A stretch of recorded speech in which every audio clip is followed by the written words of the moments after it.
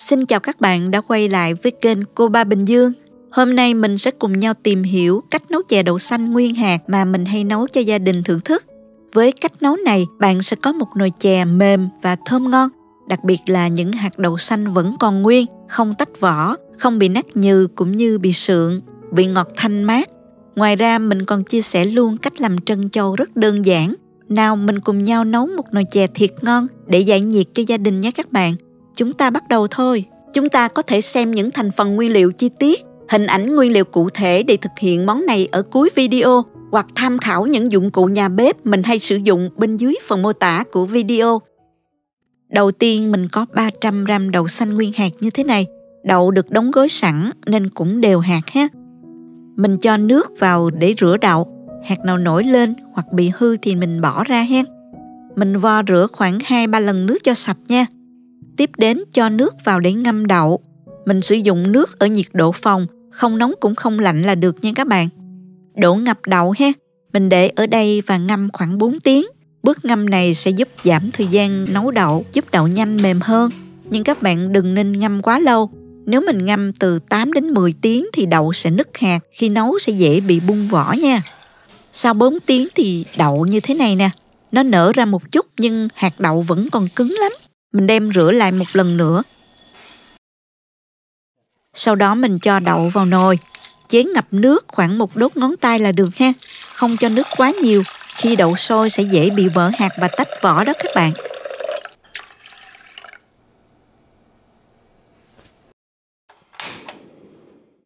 Bây giờ mình đậy nắp lại. Khi thấy sôi mạnh thì các bạn mở nắp và hớt bọt nha.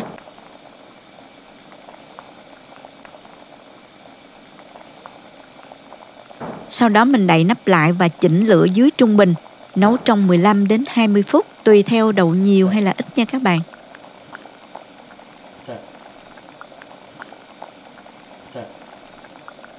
Lưu ý khi thấy nước bắt đầu cạn ở dưới mặt đậu á, các bạn châm thêm nước. Nhớ là mình châm nước sôi nha. Trên mặt đậu một chút, không quá nhiều, đậu sẽ nổi lên và dễ bị tách vỏ nha. Sau khi nấu 20 phút cùng với 2 lần châm nước sôi, mình thấy đậu bắt đầu mềm nhưng vẫn chưa mềm lắm. Bây giờ mình tắt lửa và cứ để yên như vậy, không trộn đậu nha các bạn. Mình đậy nắp lại và ủ đậu trong 20 phút. Nếu các bạn quên mình ủ trên thời gian đó cũng không sao, không ảnh hưởng gì đến đậu nha các bạn. Trong khi chờ ủ đậu thì mình cho nước vào ngâm phổ tai. Mình dùng 10g phổ tai khô là vừa nha. Cái này ngâm nó nở ra nhiều lắm đó. Sau 15 phút khi thấy nở mềm ra rồi thì mình rửa lại với nhiều lần nước cho sạch. Để ráo rồi mình cắt ngắn lại cho vừa ăn là được nha. Nhà mình thích ăn trân châu, mình làm một ít để cho vào chè. Bạn có thể thêm vào chè bột bán kim hay là bột khoai tùy theo ý thích nha các bạn. Mình dùng 80g bột nang. Cho nước thật sôi vào từ từ nè. Dùng phới trộn để nó nóng lắm đó. Nếu nhão quá thì mình thêm một ít bột vào. Còn nếu khô thì mình cho thêm một ít nước sôi nhé. Lúc này mình dùng tay nhồi cho đến khi khối bột mịn và dẻo.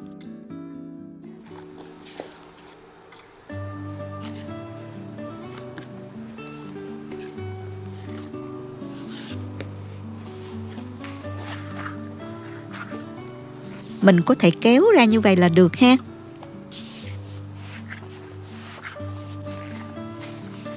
Mình cắt bột ra nè. Sau đó ve thành từng thanh dài. Phủ một ít bột khô rồi xếp lại và cắt nhỏ ra như thế này.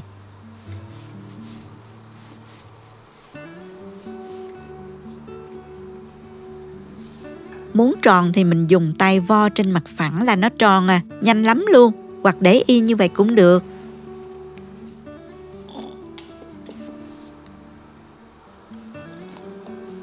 Cho nước vào nồi.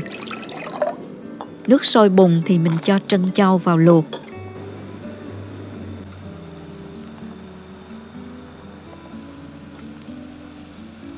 Khi trân châu nổi lên thì mình để thêm 5 phút nữa. Xong rồi mình tắt lửa và đậy ủ trân châu thêm 10 phút nữa.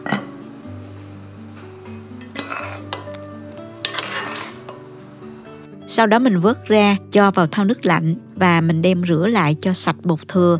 Rồi mình ngâm nước để trân châu không bị dính vào nhau nha. Mình dùng 250g đường thốt nốt. Sau 20 phút ủ đậu thì mình mở nắp ra kiểm tra nè. Đậu đã mềm hơn lúc nãy rất nhiều. Lúc này mình cho nước sôi vào và bật lửa trở lại nấu thêm ha. Lúc này đậu rất nhanh mềm lắm nha các bạn, nên các bạn nhớ thăm chừng.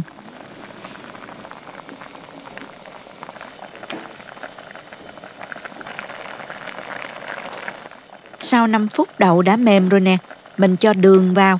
Mình dùng 250g đường thốt nốt.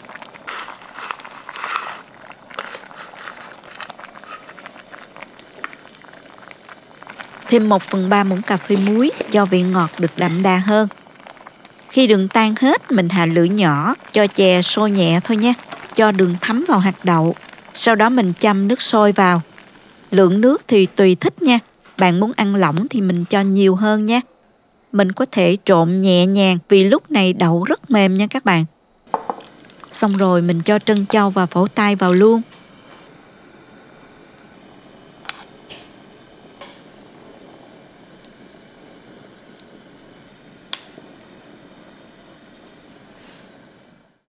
Một chút vani nữa cho thơm nha. Nồi chè đã nấu xong rồi đó các bạn. Ăn nóng hay lạnh đều ngon. Mình múc ra thưởng thức thôi các bạn.